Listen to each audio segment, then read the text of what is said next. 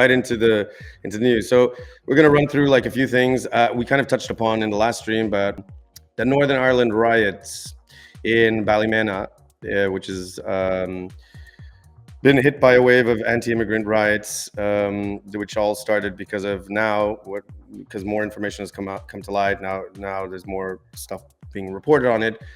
Two Romanian-speaking teenagers who were charged with attempted. We have to watch out with that word. R word, because on YouTube.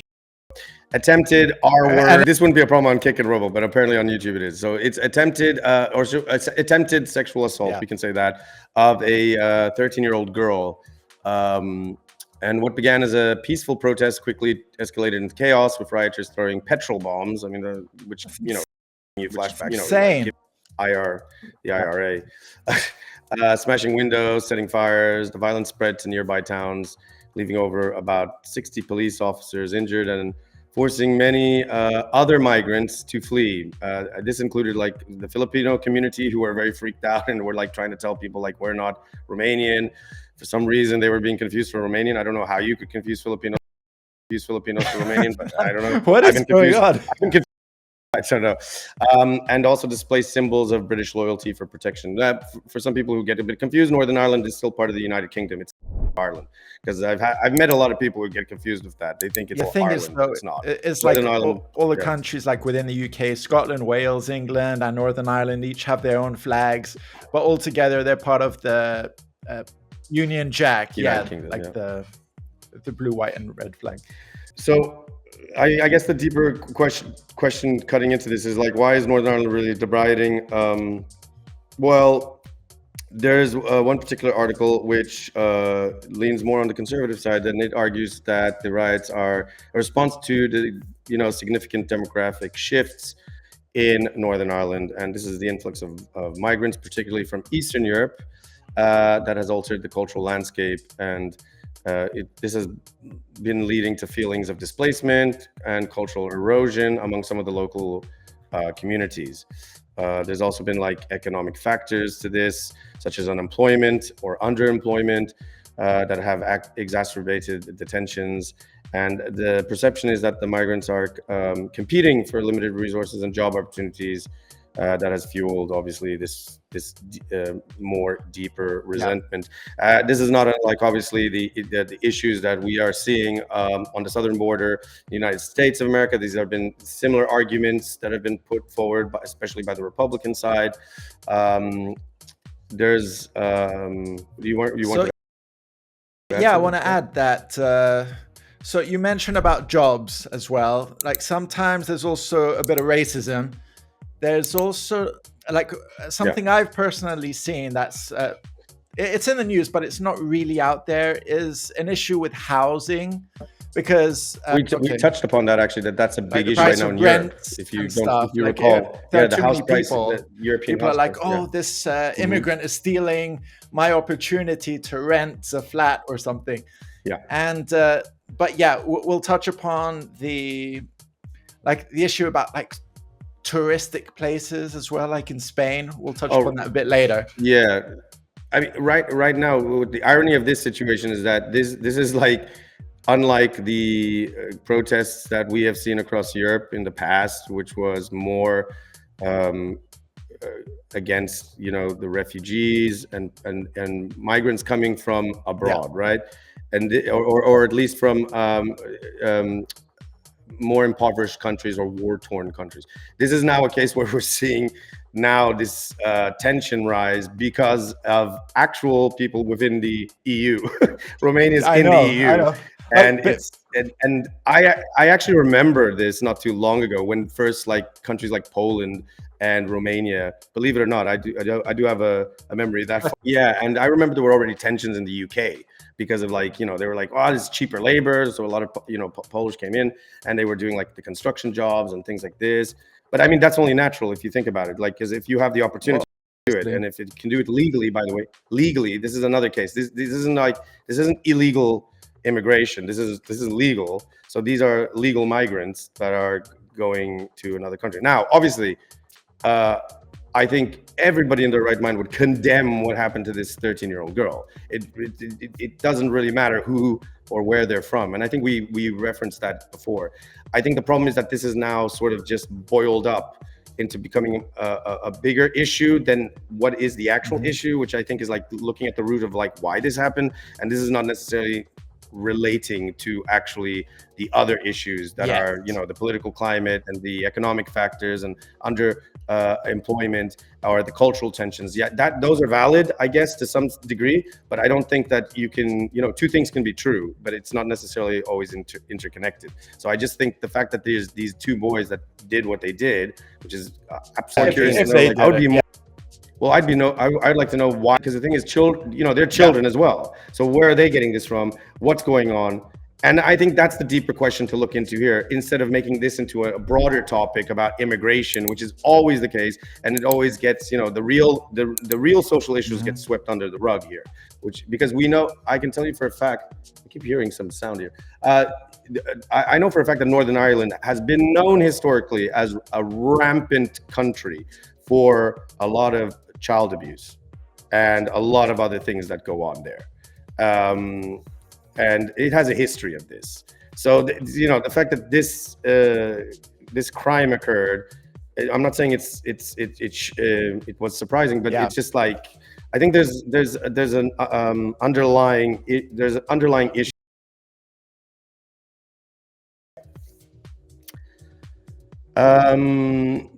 So there has been a media influence of this, because the role of the media in shaping the public perception also has also highlighted, and you know, there's been a lot of sensationalistic reporting and the spread of misinformation that has contributed to the vilification of a lot of migrant communities, because there have been, as we brought up, like Filipinos who are afraid that they're being targeted. It's just due to ignorance, and this is not unlike, you know, during the COVID epidemic, when a lot of people were going after like any Asian person and blaming them somehow, when, you know, they could have been Korean or even Chinese for that matter. It's not like they had any direct connection to the Wuhan laboratory.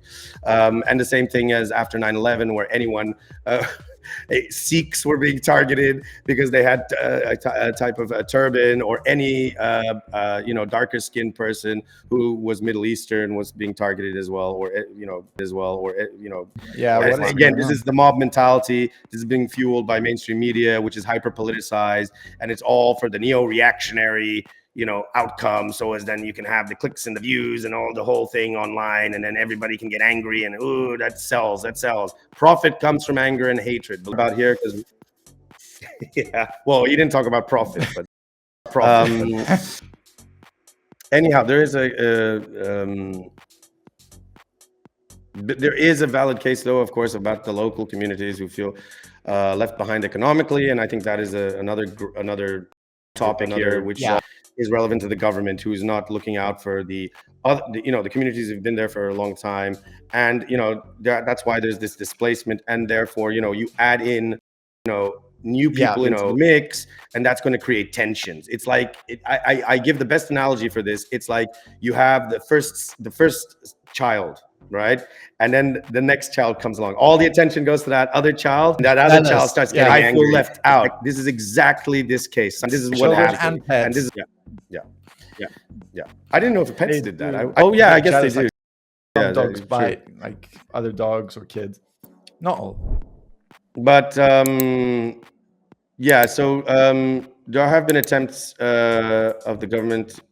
Well, here we have like in June 2025, Prime Minister Keir Starmer faced backlash for initially dismissing calls for a national inquiry into grooming gangs as well, labeling such demands as aligning with the far right.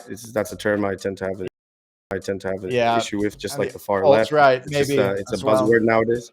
The way it was. However, following the publication of the Casey Review, which endorsed the need for full investigation, Starmer reversed his stance and announced the establishment of a national inquiry with statutory powers to compel witnesses and conduct localized investigations.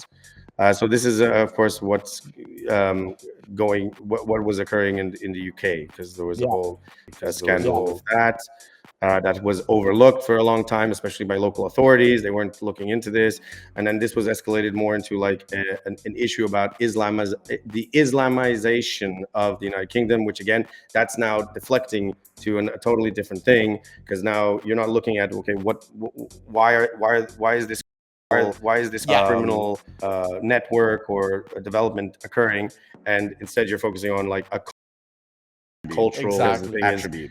And I think that's what politicians always tend to do. They tend to deflect because it's easier to some extent, dealing with the issues at hand, or asking the right questions, like we mentioned in the previous live stream. Like, they need to investigate further what's going on. Why are these kids doing this?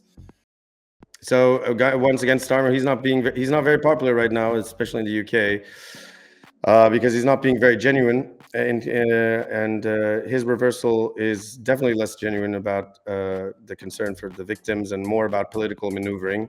And this is raising questions about the sincerity of the government's commitment to justice in such cases. And I mean, that goes without saying. Regardless what side you're on, left or right, it's always an issue. It's an issue. And again, like I can't stress enough that he's Labour, so he's on the left. So there's a lot of people who vote. You would have expected and then of course then you have the right or the Conservatives who are attacking him because they're saying, well, this is a cultural issue. And in my opinion, I think that's just trying to look over. You're looking at it in too much of a broader scope, and you're not like looking at it in more detail. With these types of things, with any crime, you have to look at it in more detail to find the root of it, and that's what's not really being done. And again, I say that it is not surprising because the UK, and this including Northern Ireland, amongst other countries, by the way, Belgium, Portugal, the Netherlands, Poland. These countries are very well known for their rampant trafficking and child. Yes. Oh my God, I haven't heard about that. Well, guess why? Because they don't like talking about it, because it's bad for business or bad for this stuff. But they have a history, and this history isn't just allocated just because of like two Romanian kids, or because of like some grooming gangs that happen to be run by some people who were Muslim British, right? It's also rampant amongst a lot of other there's been networks. So we're gonna hopefully touch upon that a bit better when, as I mentioned, because we are planning a video which goes deeper into this, because it also goes deeper into the fact that Ukraine has been known as one of the major hubs for trafficking. Before Ukraine was known because of Zelensky or because of the whole conflict and the war there, Ukraine was universally known as the major hub for trafficking, human trafficking. For prostitution or for selling, for organ harvesting, for everything. It's horrible, but it was known as that place. I mean, there were jokes made. In fact, this goes back. We're going back decades. This goes back like even before the 90s. It was known that Ukraine was like where life was cheap, and they would sell women. They would sell, like, if you were impoverished, this would happen. And it was through a European. There were these European channels in which this happened, and it was through pornography. But this was all sort of like a cover, or modeling, Yeah, sorry to start off with such a horrible topic, but anyway, there's also the Spain protests. We got a lot to cover, folks, actually, but we're going to get into the meat and potatoes soon, because there's a lot that happened this week. Again, we kind of touched upon this, but not more protests, of course, because Europe is up in flames. Pedro Sanchez's government is on fire. People are calling him out for corruption and shady deals. The catalyst, alleged influence by his family, plus the amnesty pact with Catalan separatists to keep him in power. If people don't know, Catalan is the more southern region of Spain that has always been pushing for independence. It's a big issue of contention for a while now. But where was I at? Yeah, so there's been tens of thousands on the streets, and it's somehow turned into riots. People saying enough is enough. The PP, which is more of like a kind of center-right traditional conservative. The People's Party, something like that. Yeah, I think it's the Popular Party. That's what it's called. And they have one in Portugal too. That's how you know how far back this goes. This party, they're more like the conservatives, but a bit more center right. And Vox, which is the sort of the new right party that came up, they're using this as an opportunity, of course, to expose the socialist government, their policies, and obviously the leader, because he is from the PSOE, which is the Spain's center-left Spanish Socialist Workers' Party, which currently leads the national government. One of the more significant parties, you always have the it's PP like is two one, main and parties, then usually 2 or 3. Right. And Pedro Sánchez has been prime minister. Since 2018, and the head of the PSOE. Quite a while, years. Right. So it's kind of ironic how you have these.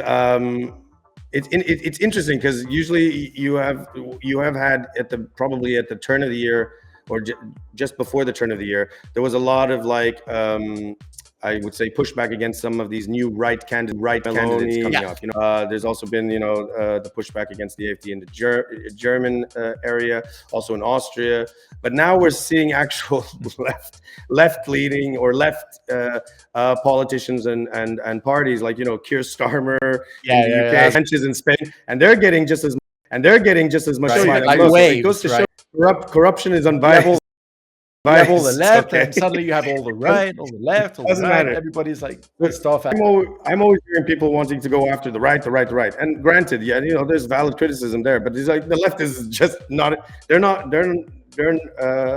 equally as not as good. Bad, So I think the problem is that people have to see that there's a lot of it. Like when you're talking about the establishment of politics, there's a lot of collusion and a lot of corruption going, especially because all of these people have vested interests. It doesn't matter. They don't look at this.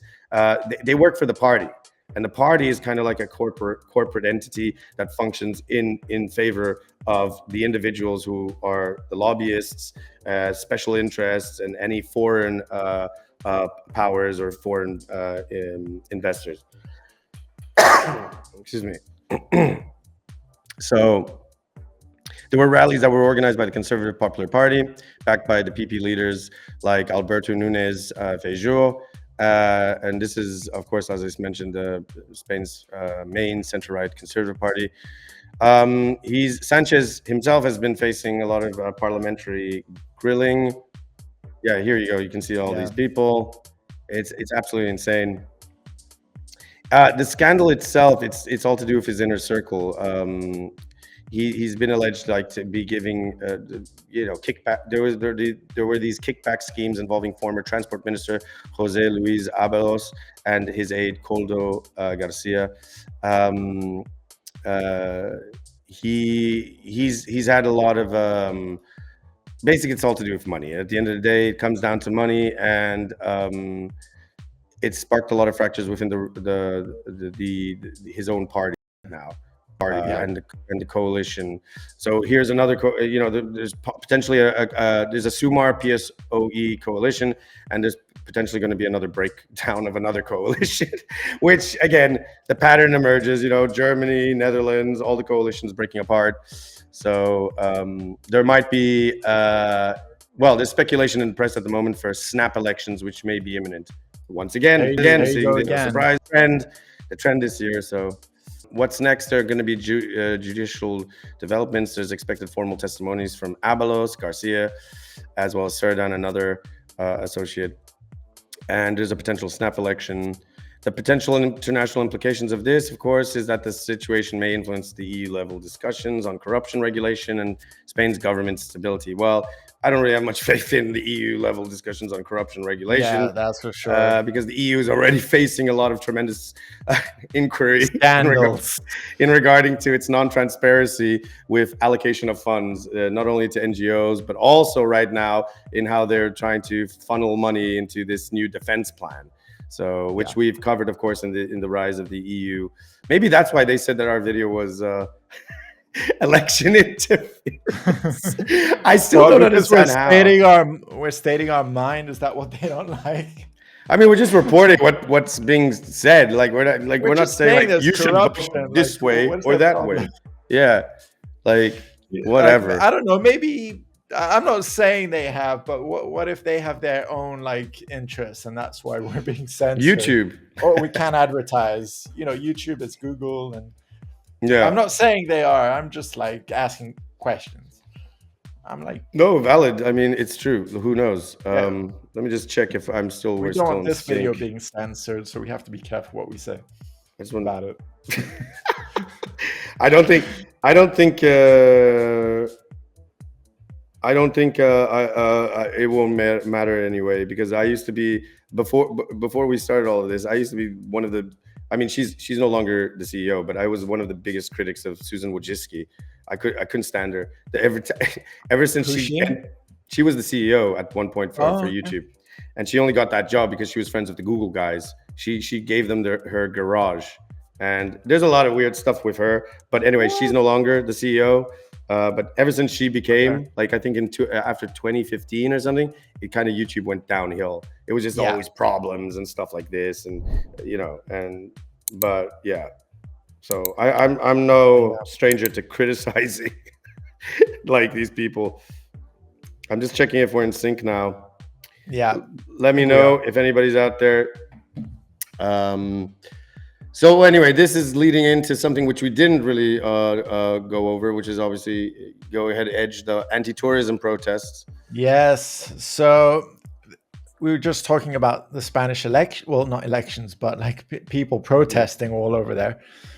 And so this leads on to anti-tourism protests. And in Spain, they've been having a lot of issues, not just, let's say, with British tourists, but over here we have an article that talks about it. Yeah. So this was recently, June the 15th. Hundreds in Barcelona and Palma de Mallorca hit the streets armed with water pistols and protest banners like "Tourism steals our bread, homes, and future." I mean, this coincides exactly what you brought up again. Like it's a general consensus, I think, across Europe.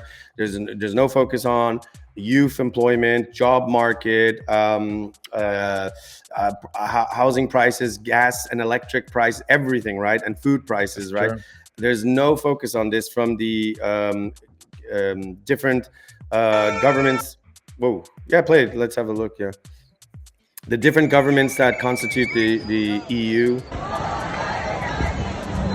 This was and people are getting fed up. People are getting fed up.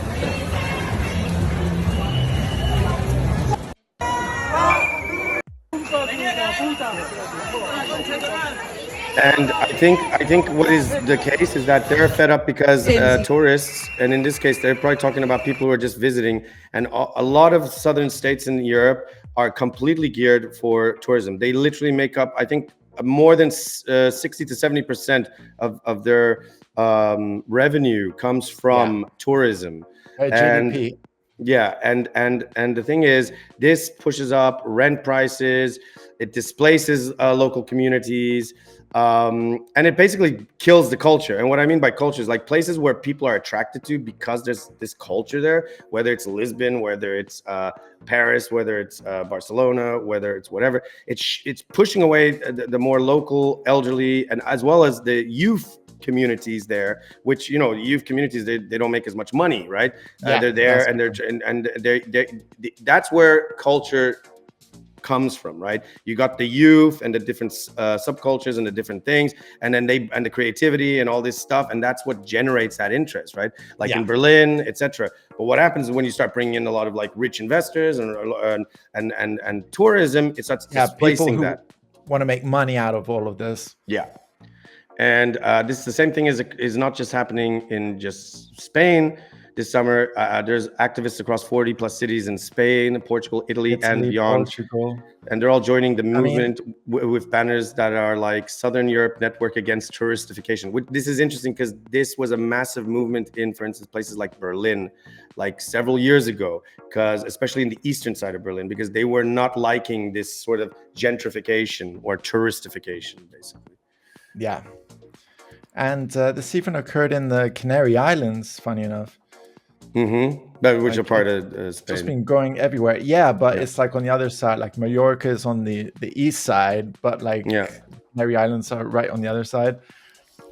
So This is why I always say, crazy. like, when I visit a country, I don't want to be a tourist. I never want to be a tourist. I hate that. I can't. You want to blend in. I'm gonna say it clearly. I hate tourists. I don't like them. They piss me off. It's just annoying because they're always in the way. I don't care where you are. If The I worst visit are tourist traps or people approaching you like you're a tourist, like even in your own country. Dude. I mean, if I visit a country, right, I try to I try to understand a bit, like, okay, where I'm going, get a bit of a grasp of it, and I don't try to act. Yeah, exactly. Act like a local, eat local food. Yeah, and just try to soak up more of the actual local thing. You don't have to go to resorts and all this stuff and like whatever. Sure. And, I mean, and sorry, I just wanted to say that you get tourists who go to like some hotel resort in another country and don't leave this hotel. Like everything is within the hotel. So like, why don't you go to a resort in your own country? This is Since you're not actually seeing the country. This is far more prevalent in like Southeast Asia, and also in I believe in like places like in the Middle East where people do that. They don't leave. There's all the luxury there and everything, and actually, I've seen some documentaries where also this touristic industry is displacing a lot of people from those countries too, and it's actually not only environmentally bad too, because it's they reshape and terraform whole places, natural reserves, or places that were very significant to certain communities, of fishermen and stuff, just all for the sake of tourism. It's very, very sad. It's very terrible, and this is why I'm not a big fan of the tourist. I'm not a fan of the tourist industry. Sure, if you want to be, I think tourism is completely out of whack now. I think with what we've seen develop on YouTube and stuff with these travel vloggers, I think that's more akin to like what people now want, especially like younger generations. They want to experience a place. They want to soak up the real life. They want to go to like usually the areas which are not usually advertised as like touristic, like the downtown areas or the older parts, so yeah, I mean, it's a shame, but I'm not surprised that there are people getting fed up with this, because again, there's no attention being made to public services, housing prices, also the environment. To be honest, I've heard that housing is a big problem in Barcelona because a lot of like investors and tourists and stuff are like using apartments as B&Bs, and the locals can't afford rent anywhere. Yeah. And there's more hotels being built. There's more, luxury apartments, or luxury. I use the term luxury, but high-end apartments, let's call it that. And